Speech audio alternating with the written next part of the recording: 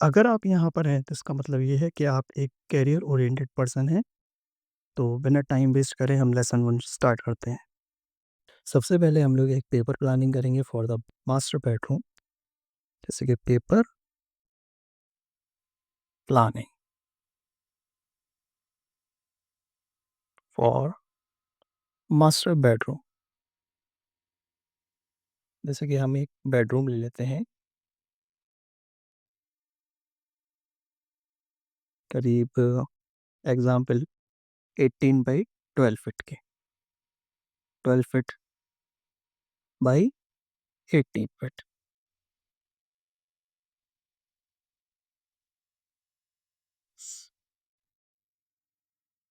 एक बेडरूम ऐसा डिज़ाइन करते हैं जिसमें वॉकिंग वार्डरोब अलग बनाए। तो हम एक 7.5 फीट की एक वॉल ले लेते हैं। यहाँ हम एक वॉकिंग वार्डरोब बना देंगे और इधर की साइड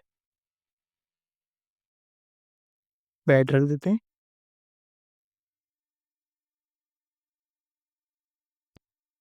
इधर एक डोर ले लेंगे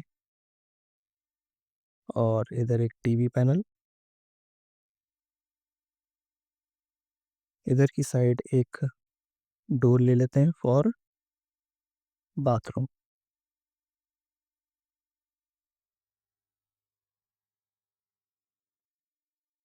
इधर की तरफ एक वॉकिंग वार्डरोब, ये एक ड्रेसर बना देंगे। ये दोनों वार्डरोब।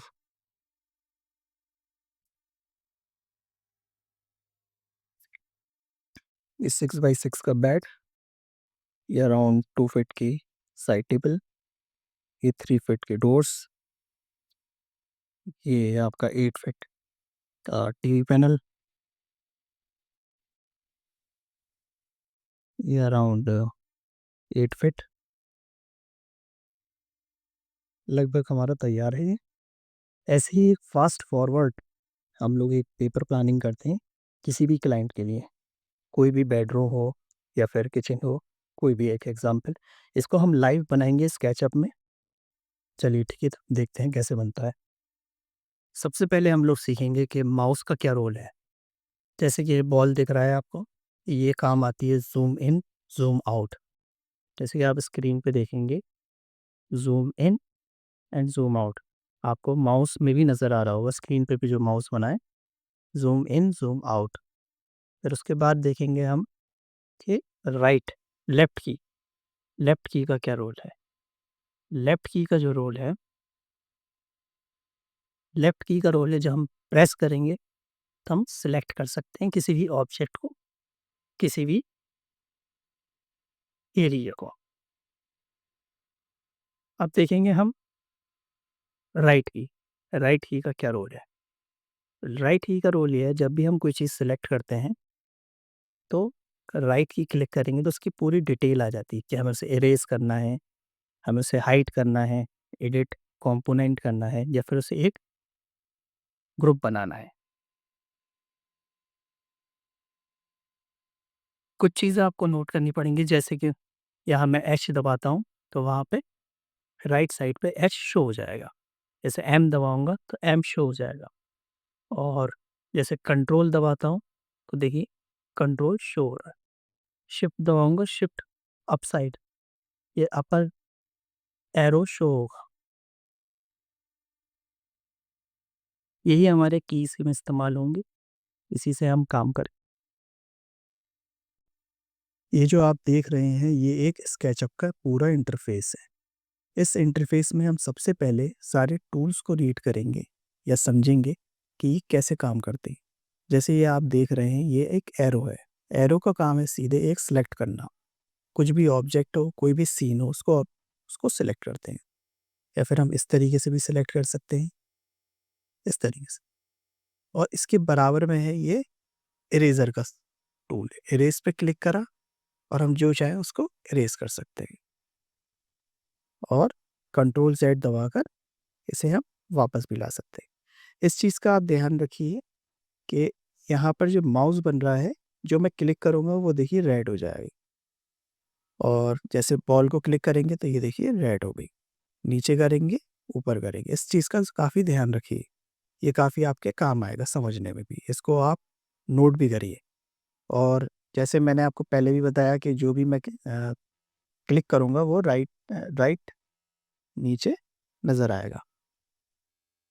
ठीक है, अब हम देखते हैं पेंसिल का लोगो।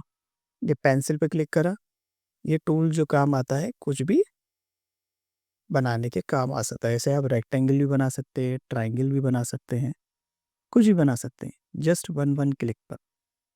इसके बाद आएगा ये आर्क, इसको आर्क बोलते हैं। आर्क पे क्लिक करा, ये आर्क का काम आता है ये जो कॉर्नर्स होते हैं उसे गोल करने के लिए। जैसे इस पे हमने क्लिक करा, एक इधर क्लिक करा और इधर क्लिक कर दिया। ये 3 बार क्लिक करना पड़ेगा, 1, 2 एंड 3। इससे आपका ये आर्क तैयार है। देखिए दोबारा बनाते हैं, जैसे 1 एंड 2 एंड देन 3। ये देखिए आर्क कंप्लीट हो गया।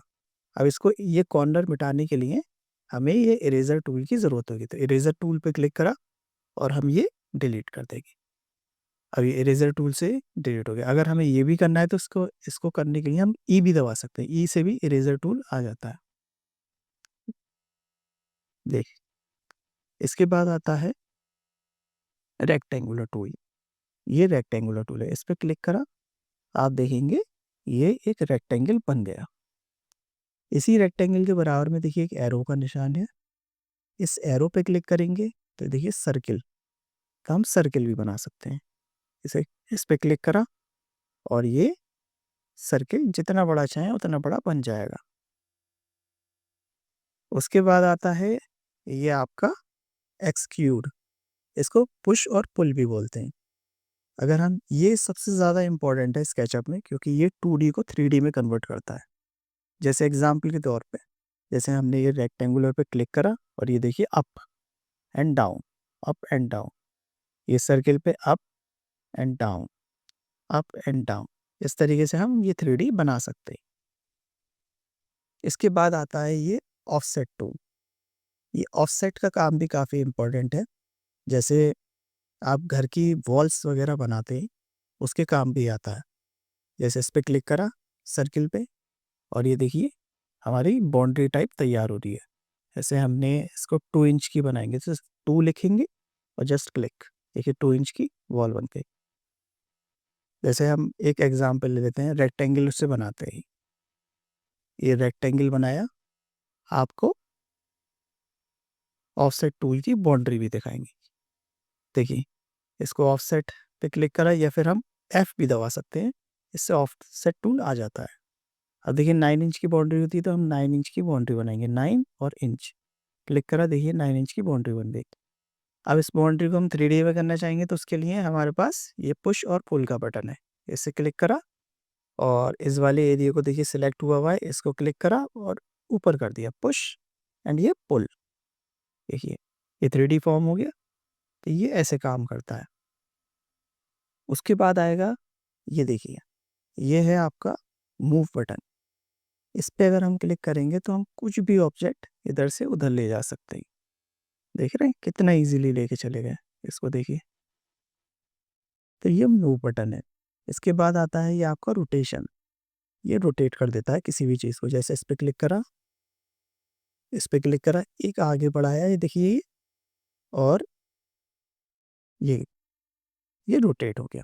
हम 90 डिग्री करना चाहते हैं, देखिए 1 टाइम 2 टाइम क्लिक करना होगा और 3rd टाइम पे 90 लिख के हम क्लिक एंटर भी कर सकते हैं तो 90 डिग्री हो गया। 90 डिग्री रोटेट हो गया ये। इसके बाद आता है ये आपका स्केल। ये स्केल से हम क्या करेंगे, कोई भी ऑब्जेक्ट को बड़ा छोटा कर सकते हैं। देखिए बड़ा छोटा ये हो सकता है। अब उसके बाद है आपका ये मेज़रमेंट।